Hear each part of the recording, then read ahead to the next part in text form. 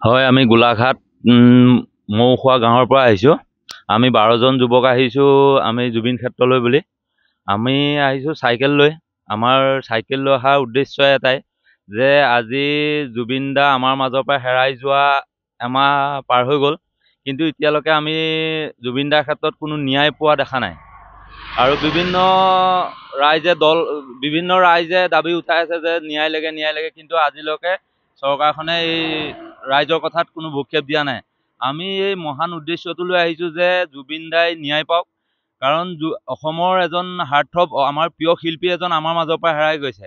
আজি এমাহ পাৰ হৈ গৈছে, মানুহ ভালকে শুব পৰা নাই, খাব পৰা নাই। অকল এটাই কথা যে জুবিন দা আমাৰ মাজৰ পৰা হেৰাই গ'ল। এইটো এটা বহুত ডাঙৰ দুখ।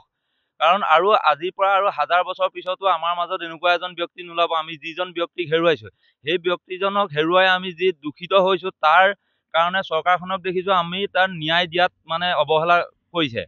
আজি সেইকাৰণে আমি গোলাঘাট মৌখোৱাৰ পৰা জুবিন দাৰ ন্যায় বিচাৰি এই জুবিন দাৰ সমাধি ক্ষেত্ৰলৈ আহিছোঁ, জুবিন দাৰ ন্যায়ৰ বাবে।